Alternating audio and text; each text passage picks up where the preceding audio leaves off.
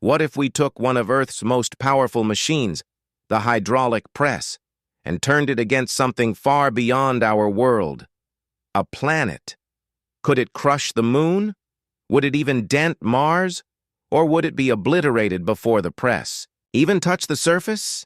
Today we're diving deep into the ultimate what-if showdown, hydraulic press versus planets. Stay tuned, because what you'll discover about pressure, gravity, and the sheer scale of planetary forces might just blow your mind. Hey everyone, welcome back to the channel.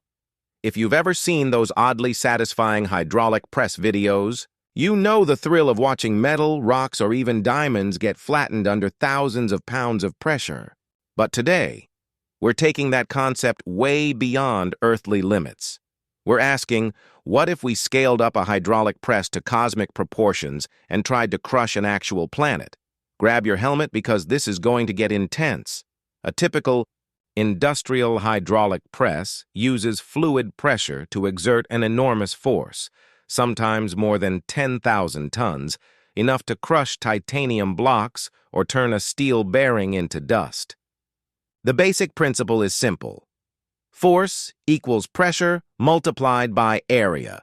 By applying hydraulic fluid through pistons, we multiply pressure exponentially. In short, it's brute mechanical power. But no matter how strong a press we build on Earth, it's still limited by our materials. Steel bends, pistons break, and seals fail long before we get anywhere near planetary scale pressures. So, how strong would a hydraulic press need to be to actually crush a planet? Let's start small, with the moon. The moon's gravity is about 1/6 of Earth's, and it's made mostly of silicate rock. To crush even a small portion of it, our press would need to withstand pressures beyond 100 gigapascals, nearly 1,000,000 times what a normal hydraulic press can handle. At that point, steel wouldn't just bend, it would vaporize. Even if we somehow built a mega press out of something indestructible, the moment its plates touch the lunar surface, the press itself would sink due to the moon's low density and lack of atmosphere. And because the moon's mass holds itself together through gravity, pressing down on it wouldn't really crush it. It would just compress a small region before gravity reshaped it again. In short, the moon wins this round. The hydraulic press gets nowhere. Now, what if we pointed our super press at Earth? Earth's core pressure sits around 360 gigapascals, and the gravity is powerful enough to fight back against nearly any external compression. To even begin flattening the Earth, our press would have to generate a force greater than 10 to the power of 30 newtons, a number so huge it's practically meaningless to our human brains.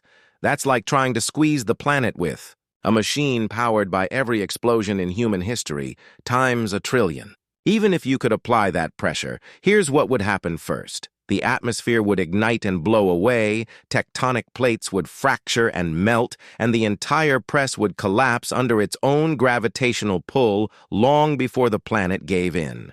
Not even a god-tier hydraulic press could crush Earth. In fact, Earth would likely crush it. Okay, let's go even bigger. Jupiter, the gas giant. A planet so massive it could fit over 1,300 Earths inside it, but Jupiter doesn't even have a solid surface.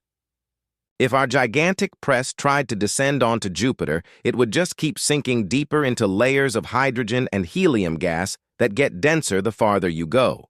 Eventually, the pressure and temperature reach such extremes that hydrogen turns into a metallic state, around 70 million times the pressure of Earth's atmosphere, enough to crush even atoms together. At that depth, your hydraulic press wouldn't just fail, it would cease to exist. It would literally become part of the metallic hydrogen soup. So in Jupiter's case, there's no crushing it. It crushes you just by existing. So is there any planet that could be crushed by our ultimate hydraulic press? Maybe. If we target something smaller, like a tiny asteroid or a dwarf planet such as Ceres, our hypothetical press could have a shot. Ceres is about 940 kilometers wide and made of rock and ice. To compress it significantly, we'd need a press capable of producing around 10 to the power of 25 newtons of force. That's still billions of times beyond anything humans could ever create. But in the realm of science fiction, it's the most crushable object on our list. However, there's a catch. Applying that much force would generate heat equivalent to a small sun, vaporizing Ceres in seconds. So technically, yes, you could destroy it, but not by crushing it, more like obliterating it.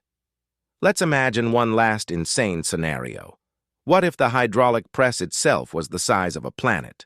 Let's call it Hydra Prime, a machine planet whose entire surface functions as a press.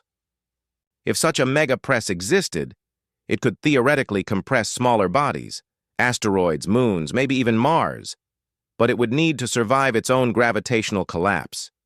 Once a machine gets that big, its own gravity starts pulling it inward, and eventually it becomes a black hole. Ironically, the ultimate hydraulic press wouldn't be made of steel or titanium. It would be a black hole, and black holes are nature's true hydraulic presses, compressing stars and planets into points smaller than an atom. So, in the epic battle of hydraulic press versus planets, there's really only one conclusion.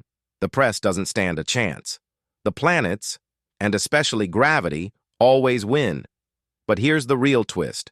If we ever could control pressure and gravity on that level, we'd unlock the power to create stars, forge elements, and maybe even build entire worlds from scratch. So maybe one day it won't be hydraulic press versus planets. It'll be humans building planets. If you enjoyed this wild experiment of imagination, make sure to hit that like button, subscribe for more what-if science adventures, and let me know in the comments, what should the hydraulic press take on next? Because the universe is full of things to crush, if you're bold enough to imagine it.